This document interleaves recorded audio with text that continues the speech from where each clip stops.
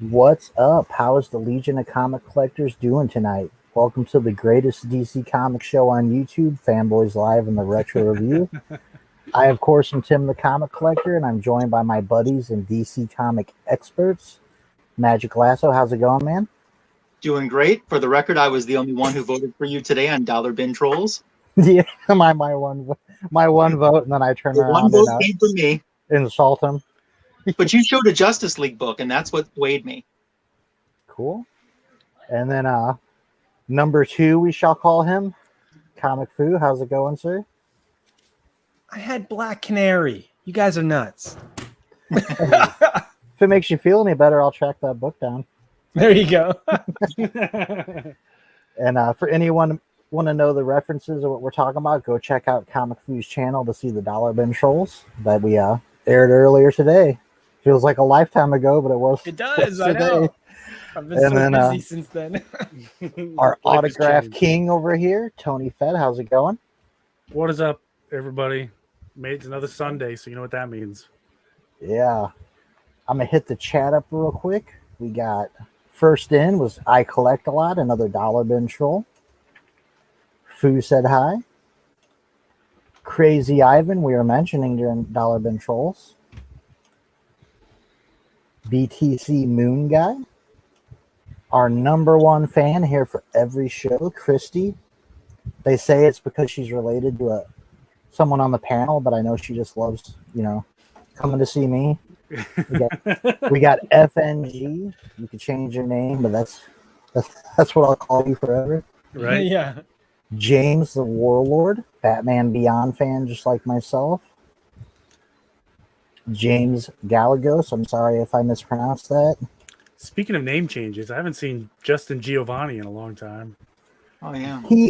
I see him active on Instagram a little bit. I wonder if he works a lot, because it seems like one day a week he'll like my post, and then he's absent. So I assume he probably has a busy work schedule right now. Very possible. So what's up with the news, gentlemen? I'm sure Tony and Fu have some grievances to air in the news section. Yeah. Went with the Red Lanterns tonight. I'm a little angry. If I had one, I'd be wearing it too. But I will go with you. I will wear the yellow ring of fear because DC Comics will fear my wrath. Yes. At some point. They've done it again. Honestly, how could you mess this up as bad as they have? I was joking going into it, like, do they even have anybody that could do this? No, look like they don't. do. Clearly. So we are talking about the, if you saw last week's Fanboys, we were all excited about the new DC NFTs that were going to be dropping for fandom for those that had registered. And I know Tony and myself both checked out our registration well in advance. We had it from the previous year. And October 5th came, and there really wasn't much news until I think it was Lasso mentioned you got an email. Yeah. I was the one who was kind of like, I don't really understand the NFTs. I don't know what's going on. Tony explained this to me. So he sat down and baby step walked me through everything after the show last week. And I'm like, okay. And Fu, it really was the point that you made that really swung my interest, because you said, 20 years from now, NFTs could be the absolute thing in the world. It's a possibility. And you said, how cool that you would have part of the very first edition that DC Comics ever did. And I thought, well, that's cool. And it doesn't cost any money, and you can get up to 2 free. So I'm like, well, all those words make sense to me. I understand more what NFTs are, although I still disagree. I don't want to say disagree. I still question a little bit why they're as popular as they are, me personally. Yeah. No. So anyway, I sign up for this, and then here in the panel, the group of us that gets their NFTs first is me. And I thought certainly by now you guys would have all of yours. And none of you have gotten yours. I even registered a different email, brand new email. I still got nothing. Nothing. You probably got an email saying it's coming, right? I got an email that says it's coming on the new email I created, but not my old one. I didn't even get that. Just think, And that, two guys that host a DC Comics show can't even get DC Comics products. Yeah, and you had to really go searching even for like the news page on their site that discussed this. Like it wasn't, I don't know, a real lack of communication, a terrible rollout. They just leave people like wondering, like, is it going to happen? And here we are a week later, and no, it hasn't happened. So if anyone in the chat also has gotten that signed up for Fandom, has gotten an NFT, please let us. He did? I've maybe seen, I think, 2 people on Instagram say they got them. Okay. That's about it. It took me an hour wait time in a virtual line from the time that I clicked the link that they provided in the email till I was in queue that entire time. And it took maybe about 65 minutes or so before it was actually my turn. But I will say that when it became my turn, it was a very easy process. You have to register again because this isn't the same account as your DC Fandom. You're essentially creating an account with the company that's handling the NFTs. Yeah, Palm. So you create your account, and then you got to verify your email. As soon as you do that, and the email came instantly. As soon as you do that, you enter in the redemption code that DC Comics provided you. And then what it said was, I thought, well, right then I'll know what my NFT is.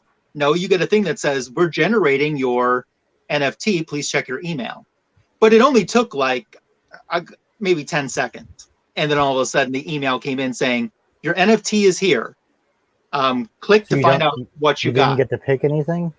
No, you didn't. No, you don't get to pick apparently. Oh. Which is okay. I have no problem with getting a random because it's part of the fun. Because you can trade too. Yeah, you can trade. Yeah. I haven't figured out how you can do that yet. I've been trying to look into that. I haven't figured that out. But anyway, on the bottom of your NFT in the lower right-hand corner is a little Twitter icon. And it looks like Twitter is the social media that you have to use. Right. If you click that and you're already logged into Twitter, the entire tweet will be filled out for you. And all you have to do is click post. And as soon as you click post, it was like 5 seconds later. My second NFT arrived. Now, I was talking to somebody in my Discord today, and they actually said they don't even have a Twitter account. So when they clicked the link and it took them to Twitter, they said, oh, forget that. And they shut it down, and they got the extra one anyway. Damn it. Just for people are getting them, and I want one. Yeah. Well, what I also thought was interesting is I got double emails for both. Like I got 2 emails when my first NFT was generated, although it was the same. I didn't get double of them. Yeah. I just got a double email. So I didn't end up with 4 NFTs. I still ended up with 2, but I got 4 emails actually saying that I had NFTs. I feel like puking up red plasma all over you right now. You see, I'm the guy when it comes to DC. I just like the comics. I mean, a little bit of toys and stuff. So like Fandom had no interest to me, and like NFTs, I could barely use a computer. Like I haven't revealed what my 2 NFTs are, but this is the most I'm going to say. One of them is a common, and one of them is not. Cool. I'm sending them a bad tweet right now. You should. Maybe someone will help us out. I've been checking my junk mail. I'm so tired of checking my email. I'm just You're checking your junk? My junk mail. Oh, I must have misheard you. So, did any other news come out of DC this week? As far as comics go, I didn't really see any new news this week, other than comics might be delayed. Yeah, delayed comics due to printing and paper shortage. So, and they said expect that for the next several months.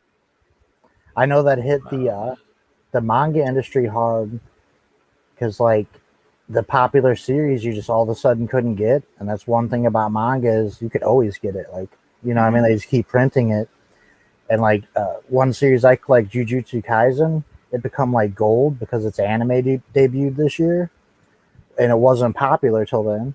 So like some of those books, $10 books, are going for like $200 on eBay, and it's like all you got to do is wait. Like I waited until the new shipments come in. But comics, I almost think it could be a good thing because I think they're printing books that don't need to be made with terrible art and story. Maybe cut down and just do the good. Just get Batman out there and some other stuff. Yeah, I say less variant covers then. Yeah. Yeah. You see, with me, like, you know, that the 1 in 1,000 everybody wants, that should be your A cover. That should be your best foot forward, wanting people to buy your book anyway. Mm. They So, probably can't even print 1,000 anymore. So yeah. Well, I think it's official that Squatchy outsold DC this week, so you know, you don't need too many printed. That's funny. That's good. That is awesome. So, was there any movie news or TV news? yeah, I've Out got of some fandom? news. You guys can go ahead. Go ahead. I'm curious what you got because I don't want to double talk. For those, as we know that the Supergirl TV show is coming to an end, but that does not mean that Supergirl having a TV show is coming to an end, because Supergirl is getting an HBO Max spinoff from the Flash movie, and it'll be the same actress that's playing her in the Flash movie. Which, by the way, Flash has completed filming. That has been confirmed that production has wrapped up on Flash. Good. The movie. That same actress will be reprising the role. So that's the dark-haired Supergirl for an HBO series, HBO Max. Cool. Speaking of future movies, it sounds like the Batman sequel is going to happen. And did you see the potential list of villains? Mm-mm. It's nobody outrageous until you look at it again. Clayface is listed. Interesting. That would be. I'd love to see like him or Killer Croc, or like, you know, not the same 4 or 5 you always see in a And movie. and apparently they're taking a page out of Christopher Nolan's book. This is all, I can't back it up. It's all word on the street. At the end of the Batman movie, there is a teaser for the Joker, which will reappear in the Batman 2, I'm going to call it. So it's going to be the same thing. In the Batman, they have a whole bunch of villains. In the write-up to that, the second one, they're going to have a whole bunch more villains. I'll point out one thing about this same time in the Green Lantern movie's history. The second movie had been confirmed. I was just gonna say, like, how are they announcing the second movie if the first one hasn't even come out? And I hate it when they do that too. And plus I you also got hate it. and there the was all that Catwoman controversy about it over the trash talking actors. fans. Yeah, like whatever. It was like, I didn't want to watch your movie anyway, and you say I know. how I can or can't think about you. Like, oh, I already have a bad opinion of your Catwoman. So, Yeah, I also hate it when they announce movies like 10 years in advance. Yeah. like the Rock Flash and Black Adam. Yeah, we've been talking about these movies since like the show started. Like, Yeah. like forever ago. See, when they announced The Rock as Black Adam, man, yeah, that was a long time ago. Oh, Yeah. you know, and they canceled the Snyderverse. Now it's supposedly back. Like, you just But they can make Suicide Squad in like a week during Corona.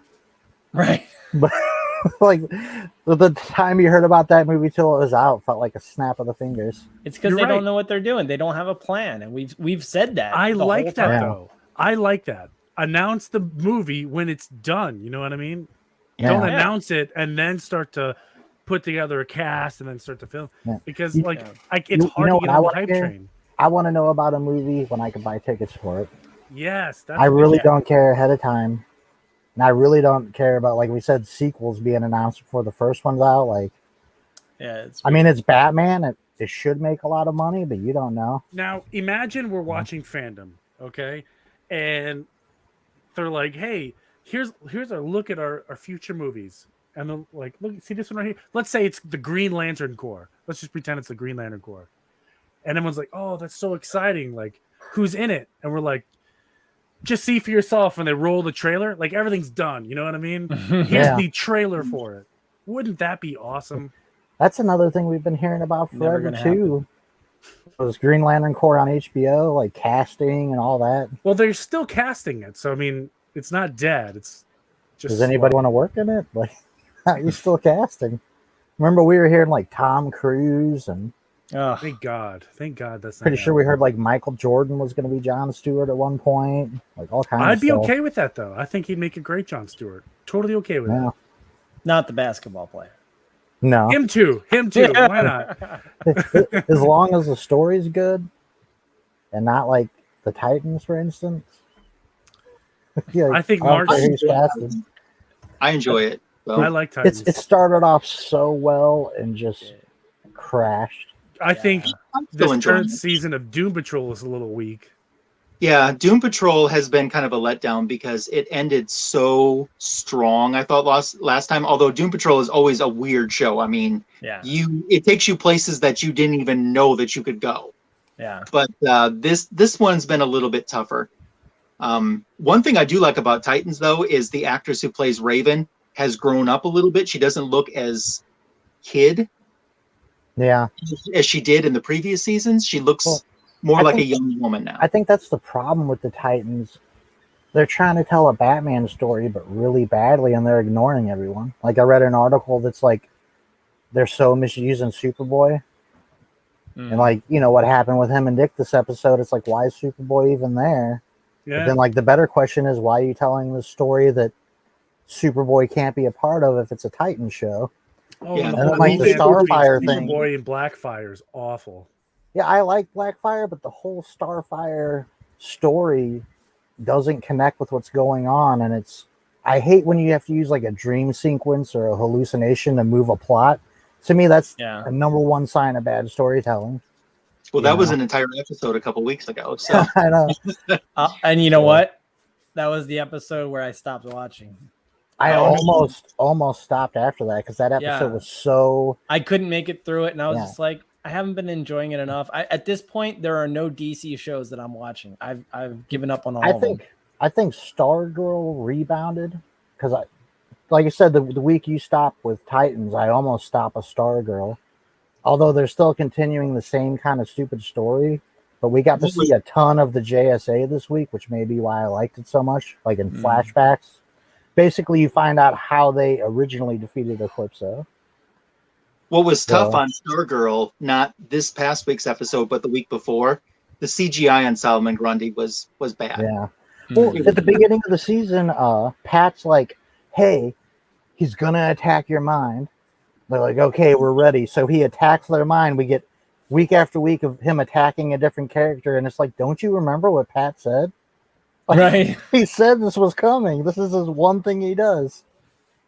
But, so before we get too far removed on the topic of Batman movies, the second Michael Keaton Batman movie, Batman Returns, right? Is that correct?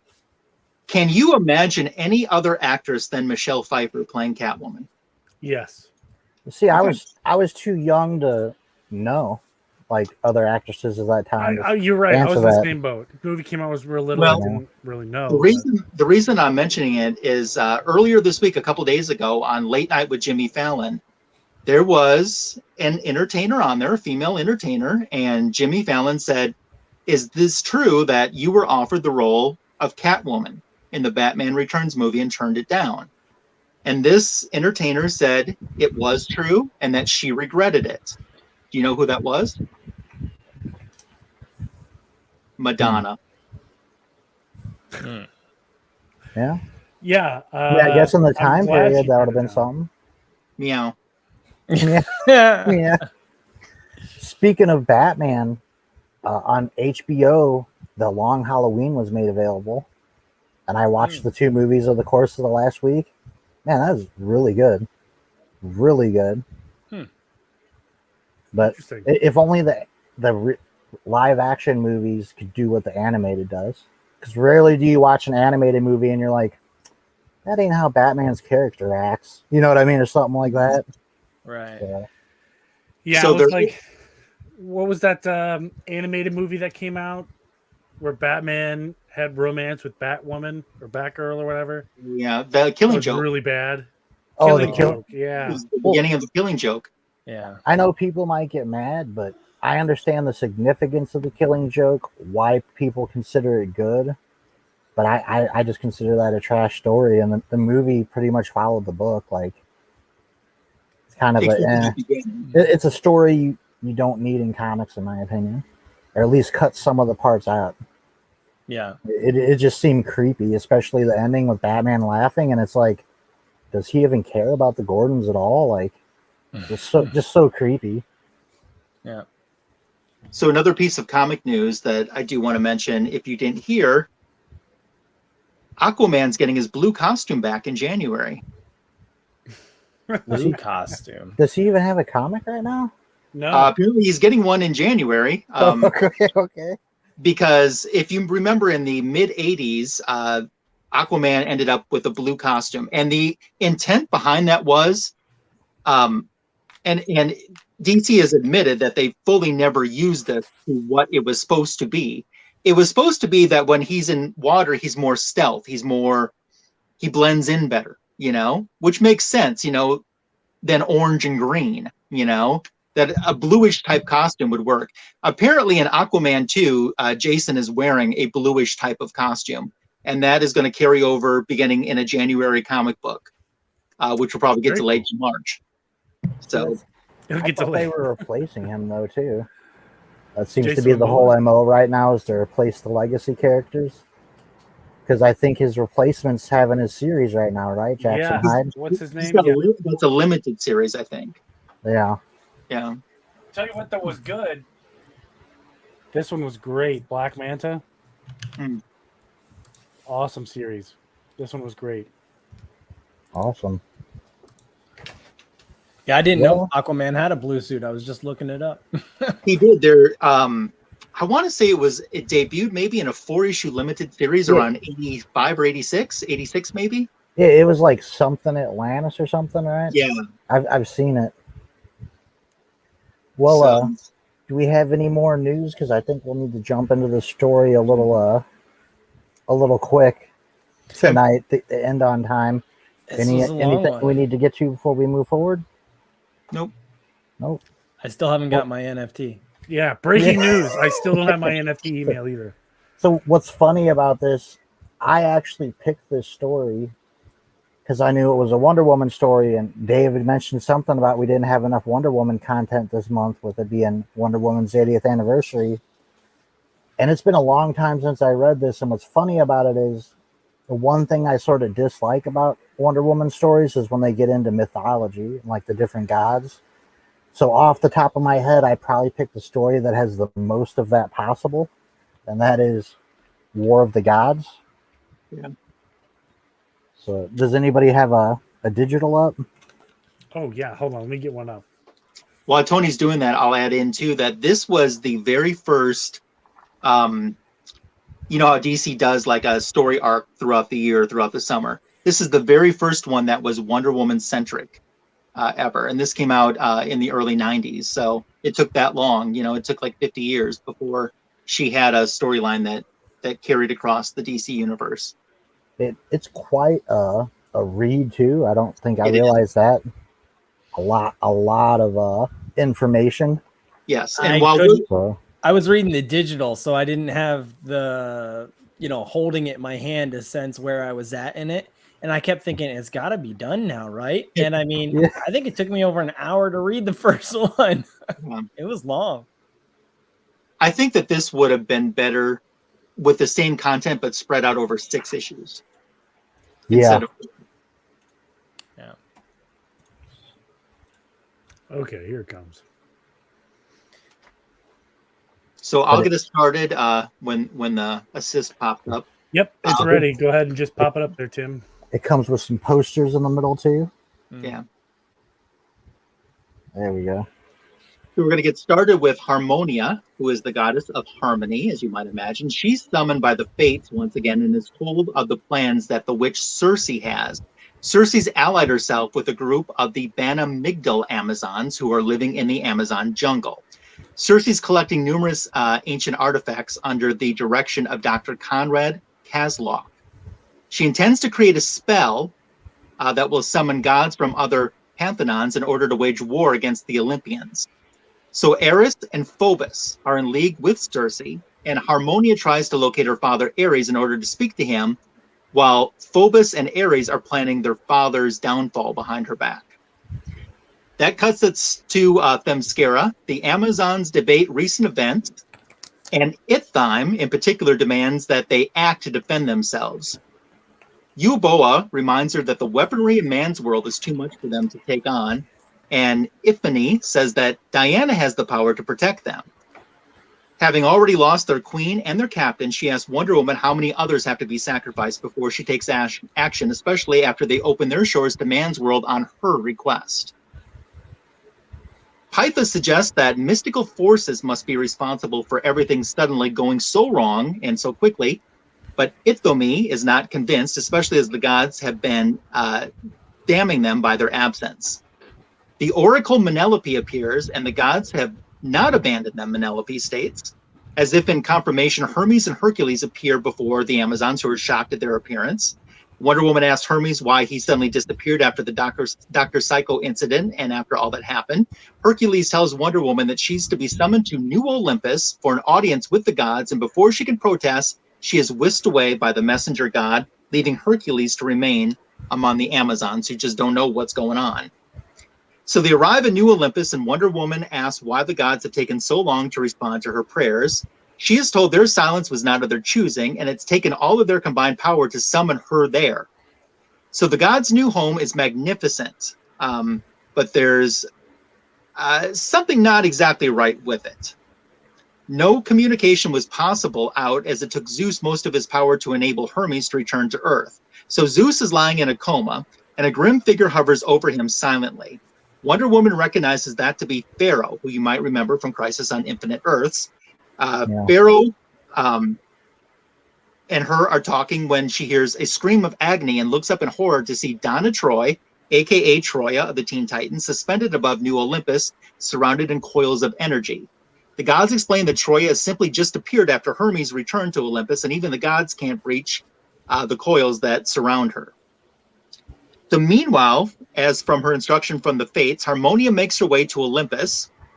Charon, who is the ferryman across the river of the dead, she sees Hades waiting on the shoreline to greet her, but as she gets closer, she realizes that's not Hades at all. She shouts a warning, though Charon uses his staff to smash her with cosmic energy, sending her lifeless body toppling into the water. Then across the globe, superheroes begin finding their powers behaving wildly as Circe continues to prepare her spell. In the gloomy depths of the river Styx, Harmonia finds herself floating in the arms of the son of the Roman god Vulcan. His name is Halsaber Vilius. So he saves her, and once again back on shore explains that she must understand the differences between Roman and Olympian gods if they're supposed to work together. He tells the puzzled goddess that he knows that what's happening, and he's tried to stop it. His gods have desired a human champion, but when he proved uncooperative, they chose another. So we cut back to New Olympus, where Demeter's daughter, Persephone, betrays the Olympians by leading the Roman gods to it, held by Pluto. The Roman god of the underworld announces that they are there to reclaim Olympus for themselves. As the Greek gods prefer to defend their home, Wonder Woman tries to reason with Jupiter, who demands that she faces him in combat. But Pluto reminds them to stick to the plan, and just like that, the Olympians have their champion, and the Roman gods say they have theirs too. Picking up the story is Comic Fu. All right, so we flash over, and it would seem that their champion is a young boy. And at that moment, we realize that it's Billy Batson, and he speaks the word Shazam, and we get Captain Marvel. At this point, Zeus is like, "Whoa, what's going on? This is what he was trying to warn me about," and at this point, Shazam just kind of goes nuts, and we see kind of the world as he and Wonder Woman are going to have to fight now. We see as they do, the world begins to start to fall apart of New Olympus. Let's see, where do we go from there? There's a lot to this story. Yeah, it gets really chaotic now. It does. It jumps all over the place. So let's see. We've got this battle going on with Shazam and Wonder Woman, and then it flashes back to Circe, and we see her performing some kind of spell. And there's like this giant pink ball kind of like hovering in the air over, it looks like a giant cauldron of some kind. I don't know. And as she does, this thing continues to rise, and then it finally just kind of explodes into this these like tendrils, these like energy tendrils, these pink tendrils that wrap themselves all the way around the earth in all directions. And as it does, it's having all of these effects on the planet as well as some of the heroes. So like we've got Captain Atom, who is unable to escape this assault coming on him. We also see that it's almost like meteors dropping on the cities, just kind of like blasting them. What else did we see? It flashes between like all these different cities throughout the world. We've got India. We also see that over in what's the country's name? Markovia. We've got earthquakes happening, and that's when Geoforce wakes up and he realizes that his dream wasn't actually a dream.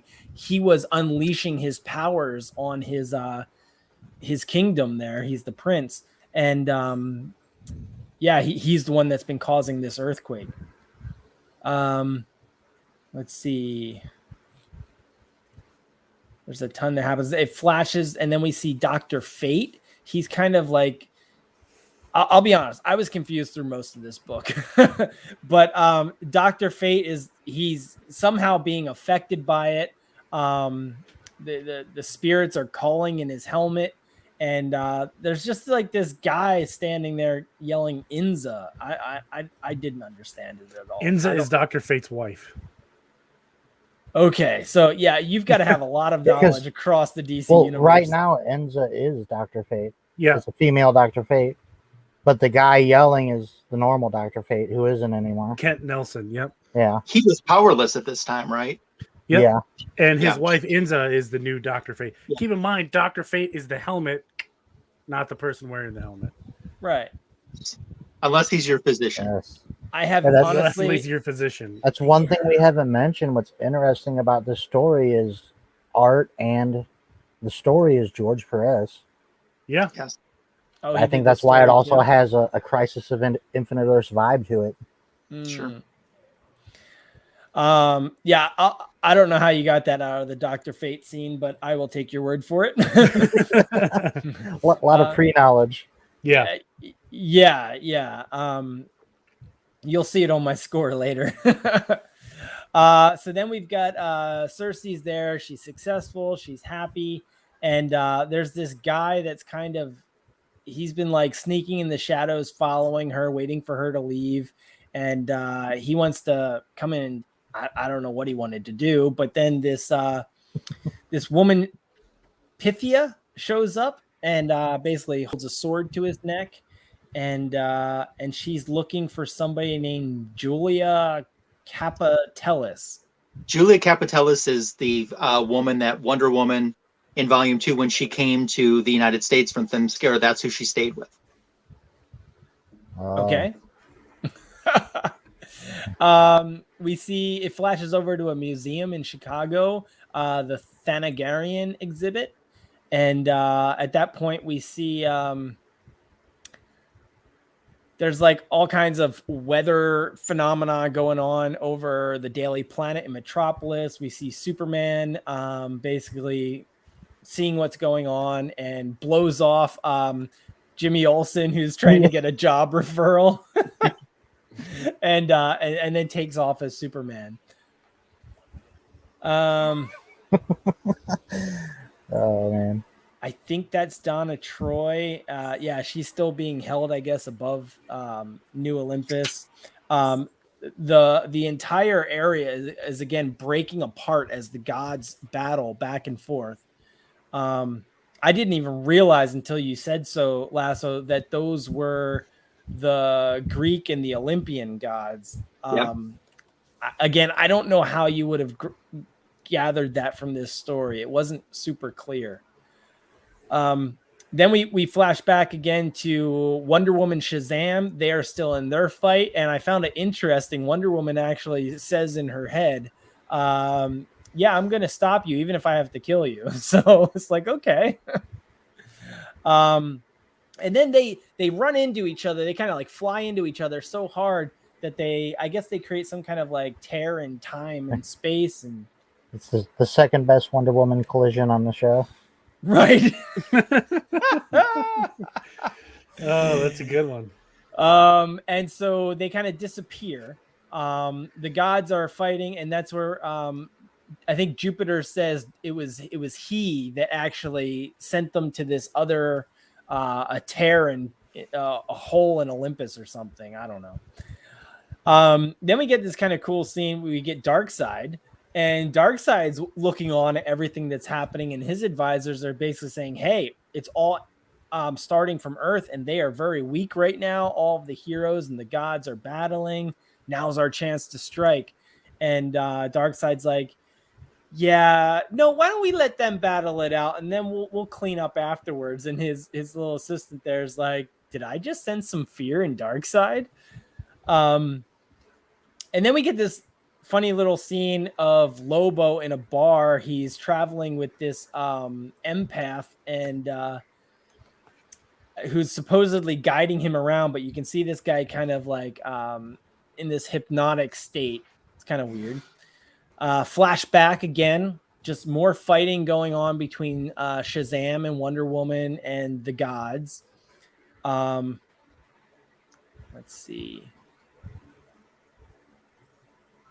Wonder Woman then gets the better of Shazam. She wraps him up in her lasso, and it forms again another like tear but it's like three tears where Wonder Woman goes into one, these two gods fighting fall into another, and Shazam into a third, which is kind of interesting. And as it turns out, Shazam drops right into that bar that Lobo was in. So we get this cool scene with Lobo. When he fell in there too, he knocked Lobo into his drink. And so of course Lobo is not too happy about that. This is the early days of Lobo. It is. Yeah. Some cool Lobo artwork here for sure. Yeah. We then get flash over and we see Aquaman, and he's realizing that things aren't going good with Atlantis either. So he's on his way to Atlantis. We then flash over to what I think is the Justice League's headquarters, because we get all these kind of like B-list characters from the Justice League. I think that's is that Rocket Red? Yep. You know who the white and gold lady is? The white and gold. I think that's Power Girl. Yeah. Power Girl. Kind of confused me because that's not her normal outfit. We've got Metamorpho. We've got Elongated Man. And I'm not familiar with the Snake Lady. I've seen her before. It's Crimson Fox. Okay. We'll take your word for it. We don't know. Yeah. And Power Girl's telling them they have to go to Atlantis. And they're like, what? So there's all these like strange messages that people are getting, just telling them to do things. Way back then, they could, sort of like Donna Troy, they could never figure out a good origin for Power Girl until Jeff Johns took over JSA. Right. And one of her origins was she's really from Atlantis. And that's probably what was going on in this time period. Wow. Okay. I did not know that. Yeah. Then we get a flash over to Washington, D.C., and there's this, I think it's a woman. I'm not sure. But yeah, I didn't know who this was either. I don't know what's going on there. Ryan? We see this woman behind bars, and she's calling to like some kind of demon or something. I don't know, to take her. It's weird. We then flash to Antarctica, where there's a couple of explorers there witnessing the guy in the green cape. What's that? Pharaoh. Okay, thank you. I thought it was Pariah. I always thought it was Pharaoh. I'm not sure. I will tell you one thing. The lettering in this story was some of the worst I've seen, in my opinion. It was very hard to read at times. Maybe that's the digital copy I'm using, but it was like words went in and out of being bold, and to the point where it was hard to read them, like the ink bled together. I don't know if it's the paper or the ink in these books, but like in my physical copy, sometimes the pages have rubbed the words. Like the words aren't even legible anymore. It's in the digital like that too. Yeah. Yeah. So it really it was difficult to read some of it. And then we see like this explosion in the ice in Antarctica, and there's all we see is like this snake tail thing kind of like leaving, and they're like, whoa, did you see that? And they're like, what was that? And it ends off with somebody standing there with fire coming out of their head. It kind of looks like maybe Firestorm, but I don't think it is. I don't know who that is, but yeah. You talk about how much was packed into issue 1, and you might not be able to see it on my copy, but it says book 2 is part 13. So there's 11 crossovers. Yeah, and it crosses over into, at this point, at least in the digital one I was reading, at the end, it says it's in Wonder Woman 58, Superman Man of Steel 3, Hawkworld 15, Starman 38, it's in Legion, Captain Atom, Dr. Fate, Flash, and War of the Gods. And at that point, I kind of realized why so much of this didn't make sense. I think they've done it again where they provided the mini arc, but you really have to read the tie-ins to know what's going on. See, this came out in September of 91. Yeah. Yeah. I was 4. So jumping into book 2, and what you see a lot in this book is different heroes, different people going and basically being confronted with different gods from different mythologies that all seem to be under Circe's control. I think you're showing Wonder Woman, aren't you? Yeah, is this not the right one? No, that's the Wonder Woman crossover. Okay, all right. Let me get the right book. Go ahead and start, because I know it's a lot. I'll catch up. So yeah, this one starts off, you see, reminded me of Thor's hammer. His axe he gets there. It's funny you mentioned Thor. As I was reading this, it felt very much like reading a Thor comic in the language used. So, yeah.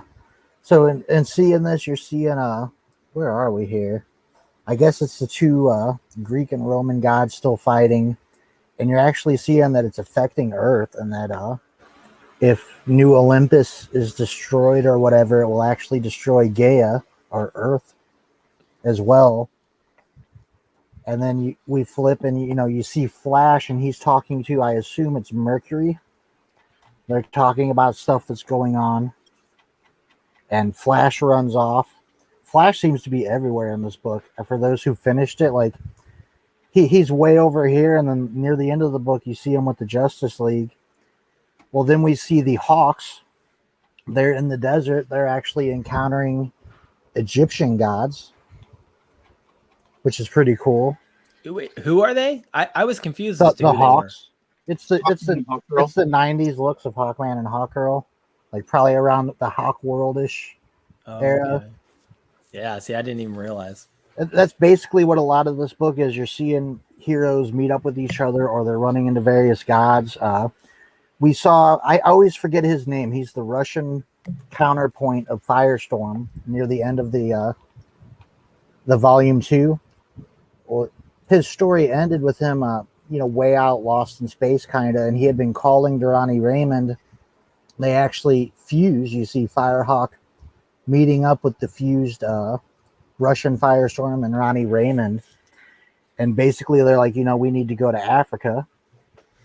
And then this is really cool. Maybe my favorite part of the book. I've mentioned I'm not really into mythology and different gods, but reading this issue, I found it really interesting just to see all the different ones. But we flash back to Aquaman, and he's coming up on this a city. I don't believe it's Atlantis. It is, but is whole cities, because he's wondering why they don't evacuate. Yeah. Okay. For some reason, I was thinking it was like an outskirts city when I read through, but it's Atlantis and nobody's evacuating, and that's when we see like an old Atlantean god. Let me get his name right here. It's a Babylonian god. Hold that up again. Kingu, that's trying to collect these tablets, and he brings out this giant aquatic beast called Tiamat. Super, super cool. I enjoyed this section of it, and you actually get to see that whole fight. What I assume is the whole fight in this book. I think I found it there, Tim. If you want to pop that up. It's one late. thing I'll say, Ryan reviewed this probably better than I think any of us could. Because even like I know the DC characters, but I know none of these different gods. Well, So I then sat we- down and wrote notes for 90 minutes just to get through that part. So, Oh man. So then we flash to Superman. Yeah, there's that beast. Really cool. He's in the Arctic and he runs into I thought his name was Pariah. see, I think it's Pharaoh. Pariah. That's Pariah. Pariah. And we had seen this guy. I think he's the god of, was it anxiety or something like that? The god of anxiety. You know who He I'm was talking about, silly Ryan? looking. He looked like a little troll. Yeah, a little imp guy. And we never did see who came out of the ice, but when Superman comes up to Pariah, he sees the destruction of Krypton in his eyes, and that sets him off. And basically, he just starts trying to kill Pariah. And what I really love, you see him in the background of the last panel there. The Starman from the 80s, I believe his name's Will. He even briefly showed up in like right before in the Justice League, right before Death Metal. He was a big part of that story. I like that character a lot. We flip over. This is a lot of jumping back and forth. We flip to Gotham City, and I think why you don't see a lot of Batman crossovers of the stories explained here. And Batman's like, tell the guys to do what they do in their area. You know, Gotham's mine, and him and Robin are out. Like, none of my business. And I'll just go a little bit farther because I know Ryan's going to nail this better than me. But one thing I'm interested in this next panel, you see Black Adam. Now, I'm talking after the Crisis, because you saw him in stuff like All-Star Squadron and Shazam in the 70s. Is this his first reappearance post-Crisis in the DC universe? I'd be interested to know that.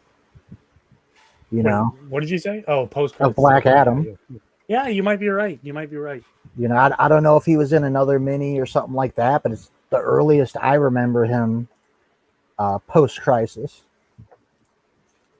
And then I'll do this Firestorm bit, and I'll take a couple more and throw back to you, Ryan. But we see Firestorm and Firehawk. They run into the African god Shango, and he has a big hammer that's just wreaking havoc. And basically, he's attacking the Russian Firestorm when this panel ends. But I think something a lot of people don't know, I love Fire and Ice from the old Justice League. And Ice is actually, I believe her family, where she's from, is she's like a Nordic god. Like a Nordic ice god. So she's coming home, and like where her family's supposed to be is just filled with trees. And who goes to attack her but Thor. And fire saves her. And you see Thor slamming his hammer down. And then after this, I will throw it to Ryan. But for people that may not know what's going on here, you see Thor is trying to call this fire being to his side, or he's having Loki do it. Well, the Justice Society have been trapped in a limbo. I don't believe they get out till 0 hour, where basically they're being forced to fight this fire god nonstop for eternity in like this little limbo area.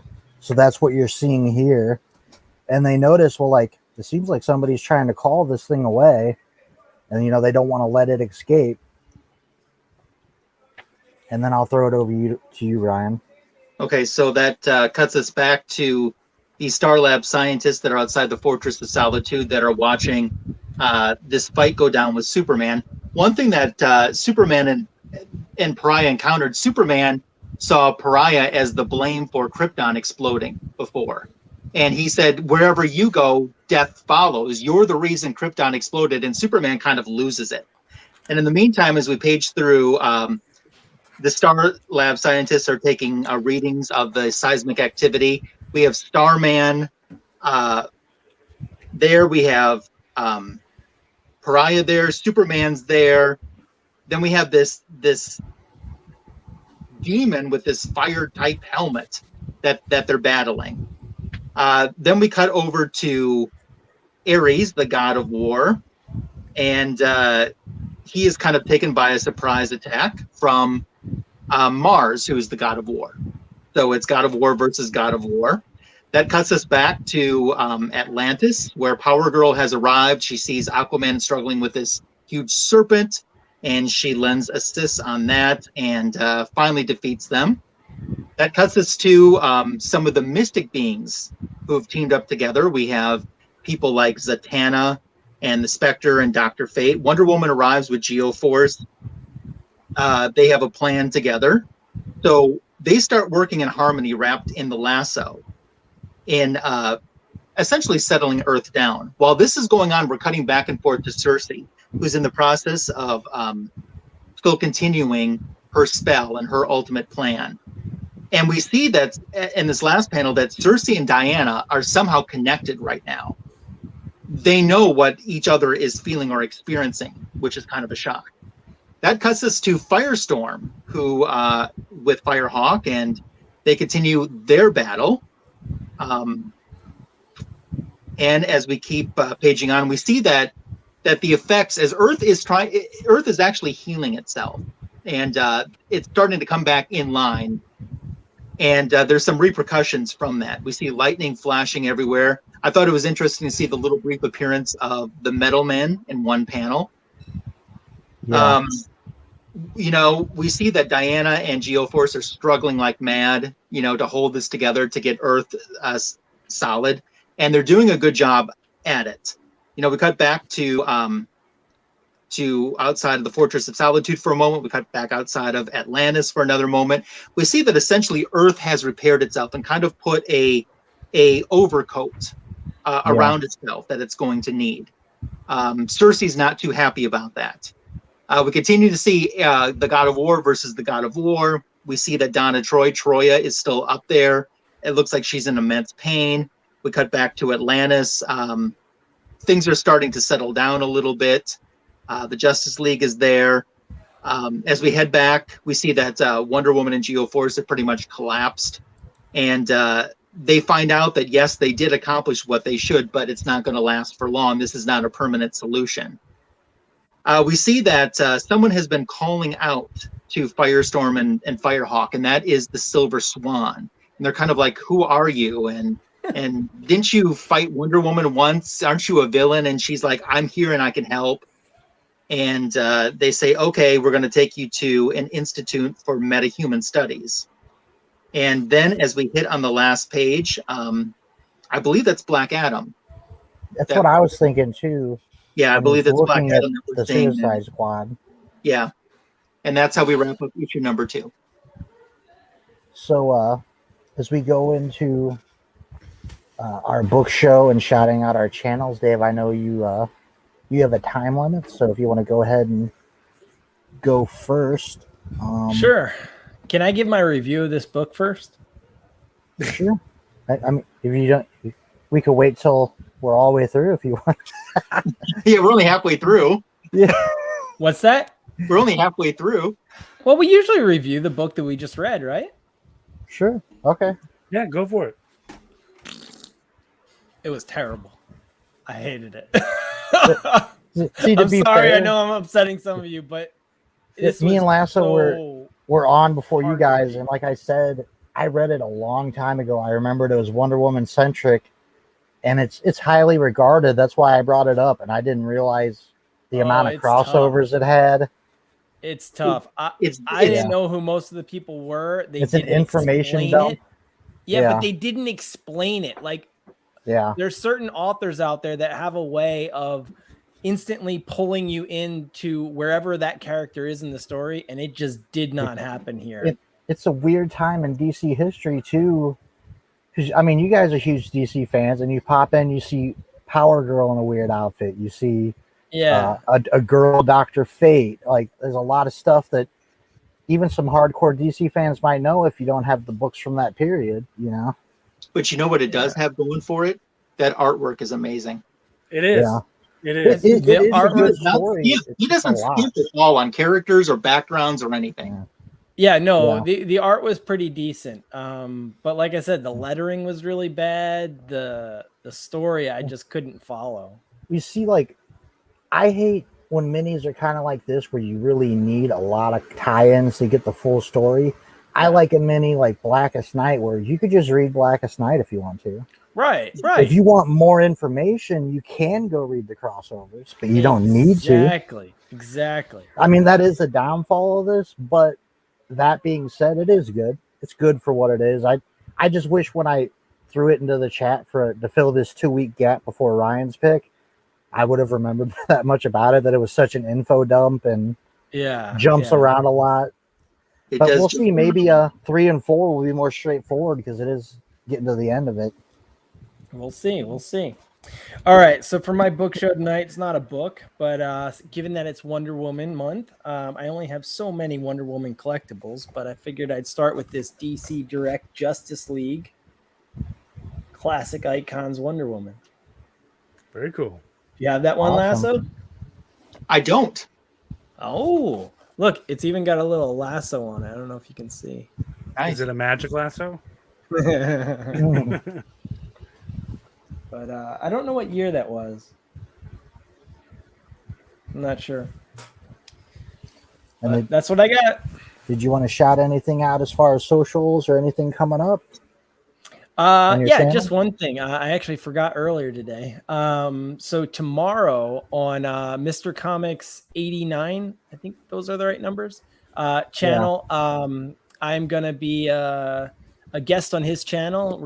He's wants to do an interview with me, and we're gonna be talking some Green Lantern. So very cool. Hope to see you all there. What time is that? I want to say it's 9 Eastern. Cool. I think. Real quick before Dave leaves, I have the link to everyone's channel in the description. I mean, sub them up for their own content, but also if you love this show, it rotates between our channels. And also a week from today, we will be finishing this storyline on Comic Foo's channel. He is the next in the rotation. So make sure you sub everybody up so you keep following Fanboys. Absolutely. All righty, Tony, you want to go next? And Dave, if you have to go, you could jump off anytime. I should. So, all right. Well, thanks, everyone. It was fun hanging out. Have a good week, man. For my book show, I decided to go with a little bit more modern Wonder Woman, and that was the Rebirth, Wonder Woman Rebirth, signed by Frank Cho. And, Laura Martin, the colorist.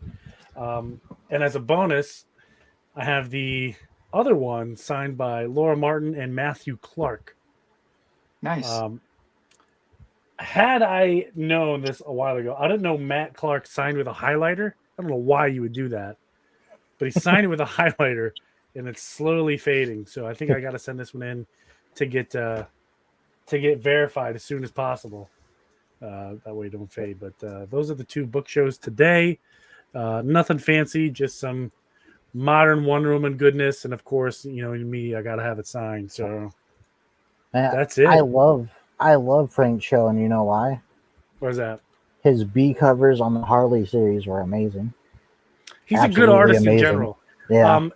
On this particular run, he actually got bullied off. I don't know if you guys followed that war. Well, it's not too long before he started his Harley run, so yeah, he wound up in a good place. Yeah, he did. I think that fits his art style a lot more.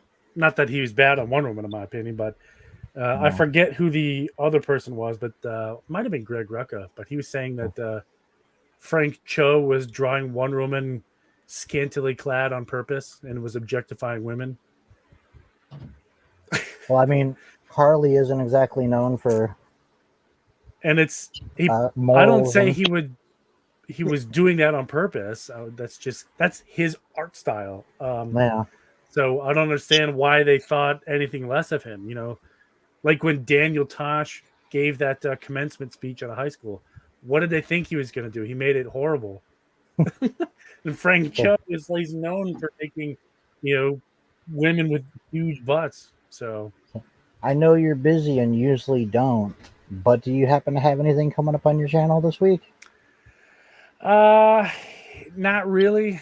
Working on a few long-term things, but I do got to get a haul video going because I did score some really awesome stuff for cheap, and I really want to show it off. But unfortunately, I haven't even started to film it yet. Maybe I will tonight or tomorrow with the holiday. Tony, can you do a favor for me? Yeah. When this show wraps up, can you explain everything that we talked about to Christy? To who? To Christy. My mom? Yeah. She said she's so lost. Yeah. I'll let her read it. I have it somewhere. All right, Ryan. What do you have for book show and what is coming up on your channel? So I show Wonder Woman so much on the show, and I'm going to take a break from that this week. First appearance of the Huntress, sort of. One of them. I say one of them. Yeah, one of Here's the facsimile version of it. So it's DC Superstars number 17. And the reason that I say this is one of the first appearances of the Huntress, on the exact same day that this comic book came out, so did All Star Comics number, 69. Yeah. So as you see there, it says introducing the Huntress. There's a few different Huntresses to get first appearances, I'll tell you. Yeah, this is the pre-crisis daughter of Batman and Catwoman. What happened story-wise, the events of this issue happen before the events of this issue. But they both came out on the same day. And the reason that I pulled these books is because on Friday, I just dropped a video on my channel. For 4 years, Huntress had a backup feature in the Wonder Woman comic book series. This was from 1980 to 1984. And in the video I dropped on Friday, I look at the complete Huntress backups in Wonder Woman and talk about what issues they were in and show the covers of those issues. Some of the real estate on those covers is really devoted to the Huntress, even though she was just an 8-page backup story, where other issues, she doesn't even get a mention at all.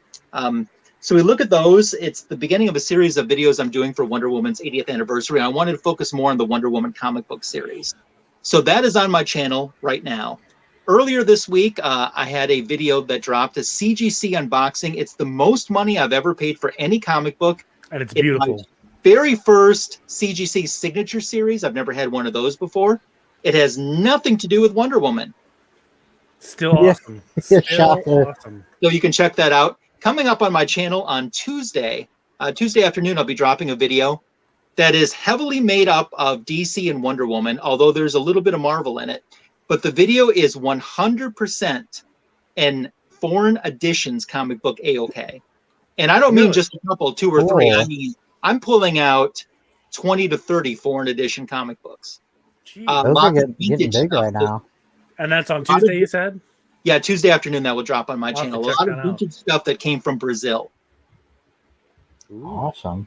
And I forgot to say this in the video that's coming up Tuesday. So this blonde was listening to the radio, and she heard that 3 Brazilian men were killed during a bank heist. And she started crying, and her friend said, "Why are you crying?" And she said, "How many is a Brazilian?" That is awesome. There you go. Please sub me up despite the jokes that I tell. Yeah. There are links to everybody in the description. So definitely check these guys out if you haven't. Tim, you should do a book show, because last time on your channel you didn't. Yeah, last time I got distracted with the time constraint and forgot. This is probably my biggest Wonder Woman grail. Probably the most valuable Wonder Woman book I have. And by one of my favorite artists, we were talking about pre-show, but Wonder Woman 184. That's amazing. That's awesome. Adam Hughes cover. I was lucky enough to actually get 2 of these at really good prices. Found my second one at a half-price books and traded it with a guy on IG. Got some really cool stuff. You know, the big famous where they first meet the JSA, the Justice League? Yeah. That was one of the books I got. So that's my book show. And I'll drop back to regular for my channel. Real quick, I want to talk about, because I know some of the people in the chat might find this interesting. On Comics Foo channel today, we did the newest episode of the Dollar Bin Trolls. We've been off for a while. Where basically we have $10 to spend and cannot spend more than $1 on a comic. And we get $10 worth of comics, show it to everyone, and the chat votes on a winner. So it was a lot of fun to do that again today. It's a great show if you haven't checked it out. I also took part in the Batman Community Hush Challenge.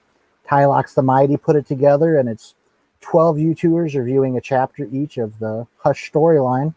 We're putting everything into a playlist so you can find everyone if you're don't know the channel. So if you know me, check that playlist because every 2 days those videos should be coming out.